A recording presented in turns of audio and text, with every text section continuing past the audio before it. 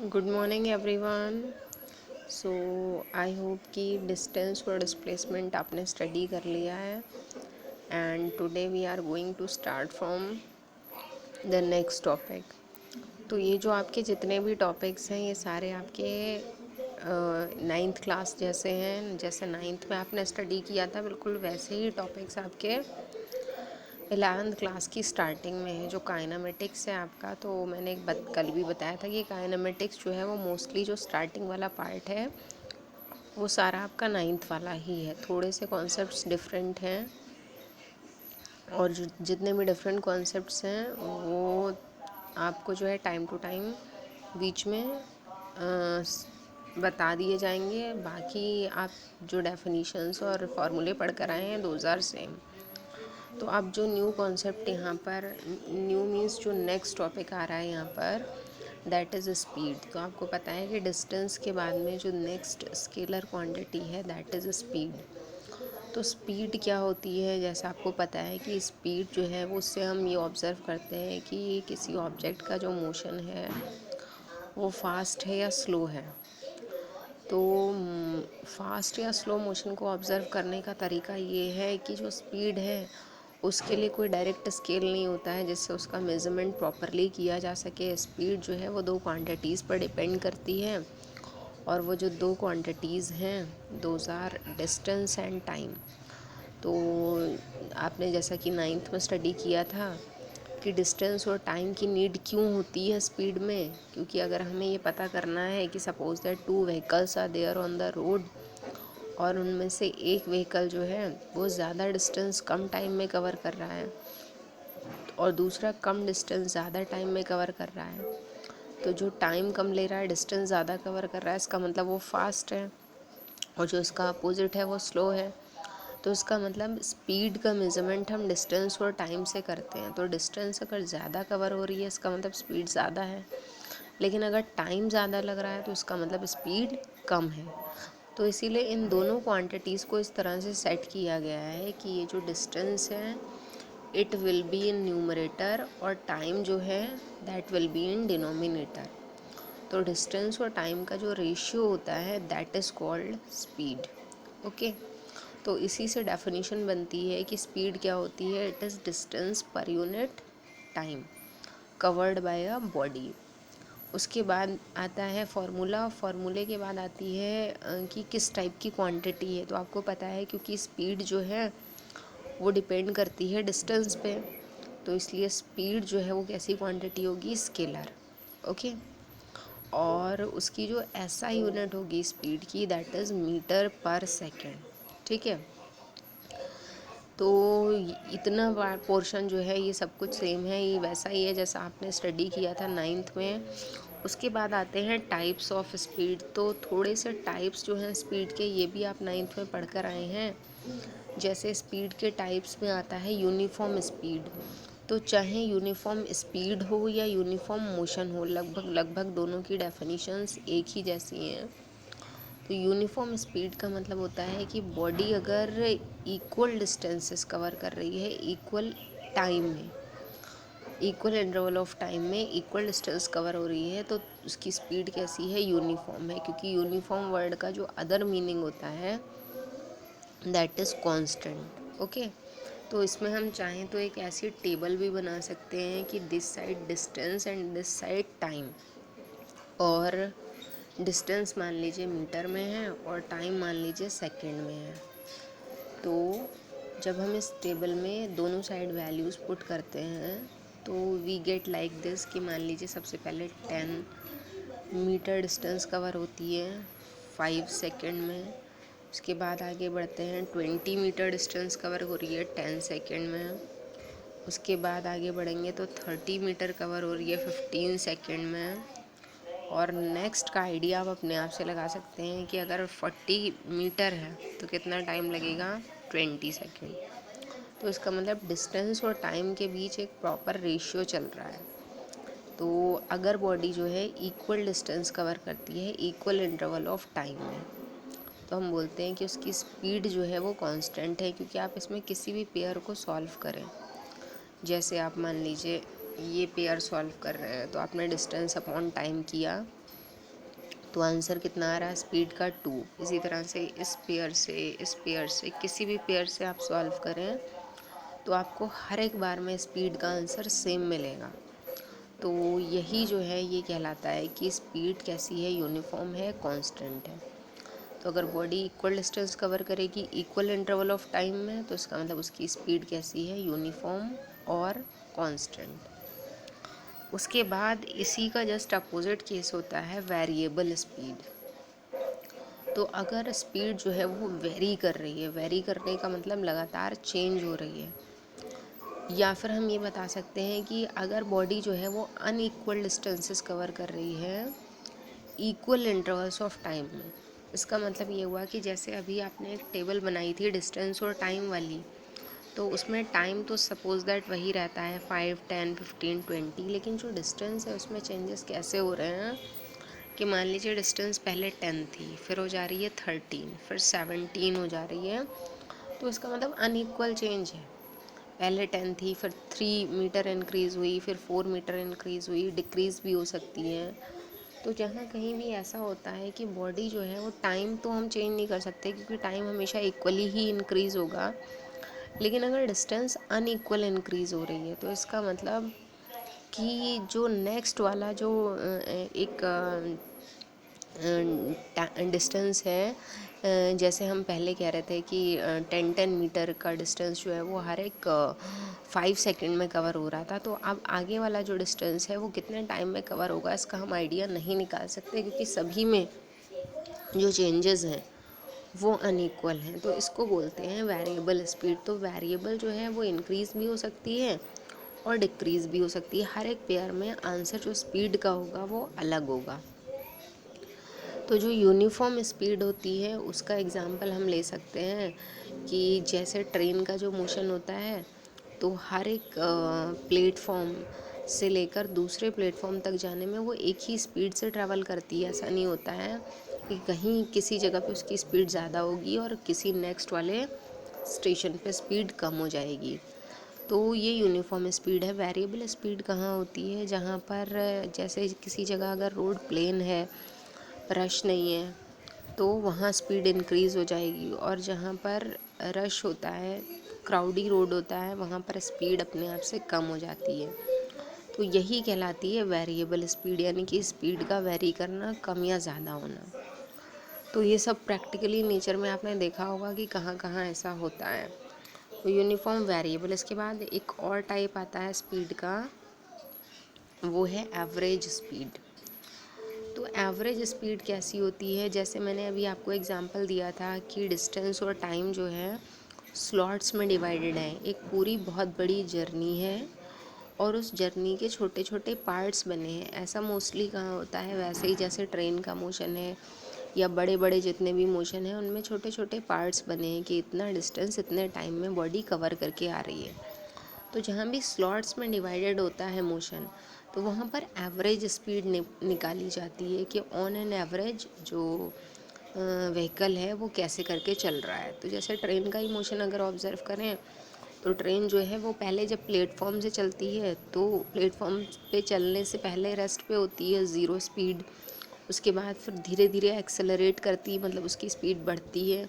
फिर जब वो स्टेशन के मिडल में होती है तो स्पीड सबसे ज़्यादा होती है। फिर दूसरे स्टेशन पे पहुंचने से पहले स्पीड डिक्रीज़ होना स्टार्ट होती है और फिर से ज़ीरो हो जाती है क्योंकि वो स्टेशन पे रुक जाती है। तो ऑन एन एवरेज अगर हम ये फाइंड करें कि एवरेज स्पीड कितनी है ट्रेन की, तो हमेशा किसी भी एवरेज स्पीड के लिए जितने भी स्लॉट्स बने हैं, तो जैसे मान लीजिए ऐसे दे रखा था डिस्टेंस वाले पार्ट में, ये टाइम वाला पार्ट है।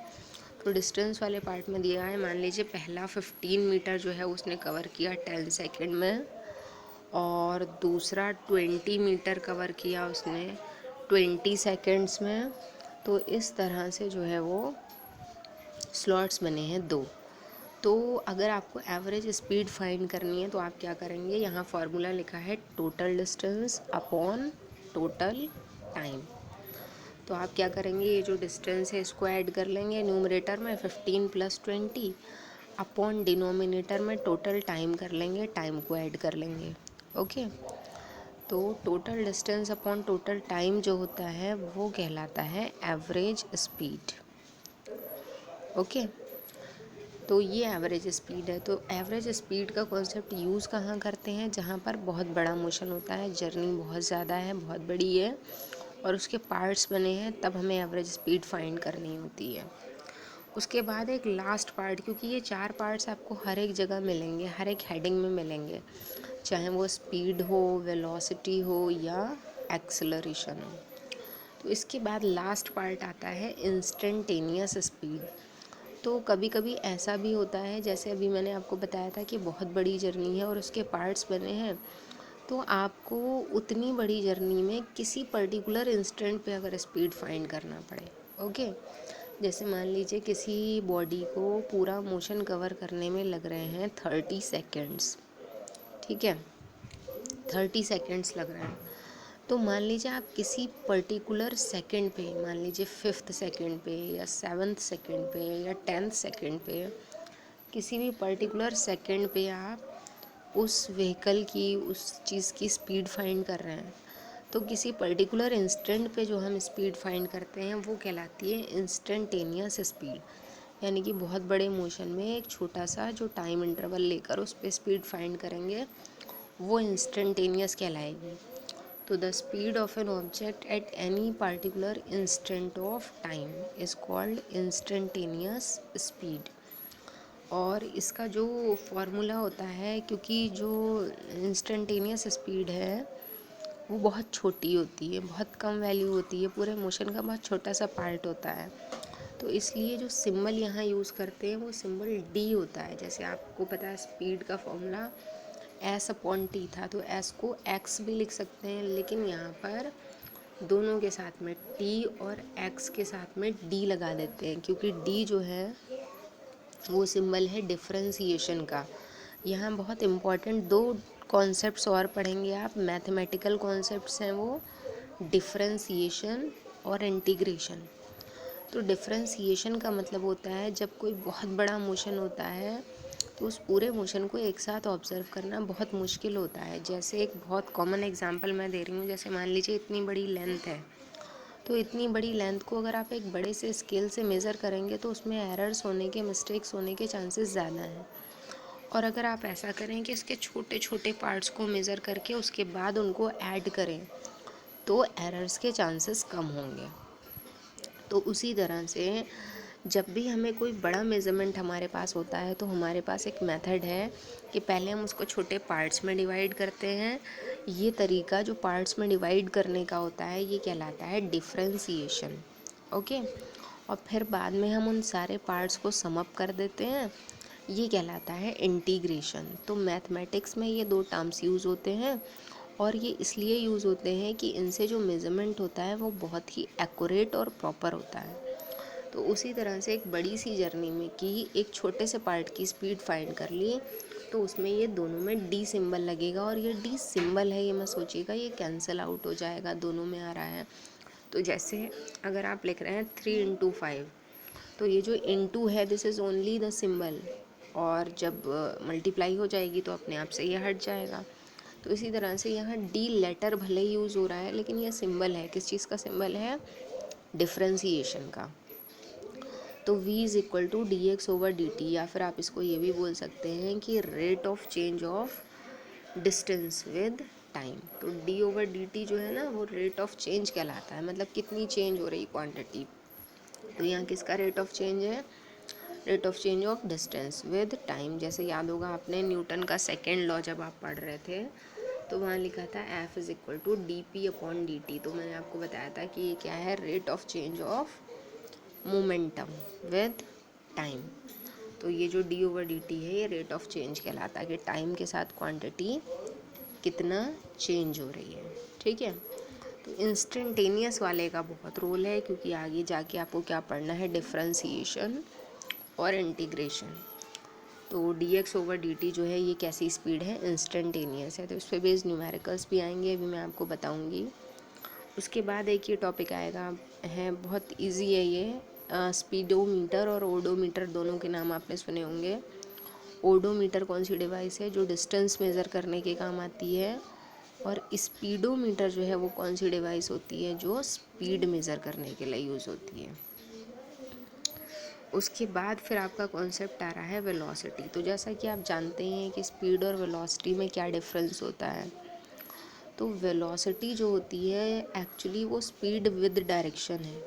जैसे आपने ये कहा कि a body is moving with 15 metre per second, तो ये क्या है, ये स्पीड है। अगर आपने कहा कि body is moving with 15 metre per second towards right या टूवर्ड्स साउथ, टूवर्ड्स नॉर्थ, आपने कोई भी कॉन्सेप्ट डायरेक्शन का उसमें ऐड कर दिया, तो इसका मतलब वो कहलाएगी वेलोसिटी। तो स्पीड विद डायरेक्शन को क्या बोलते हैं, वेलोसिटी। ठीक है। या फिर दूसरा इसका जो दूसरी डेफिनेशन बनेगी, तो आपको पता है जैसे स्पीड डिस्टेंस पे डिपेंड करती है, इसीलिए वो स्केलर क्वांटिटी है।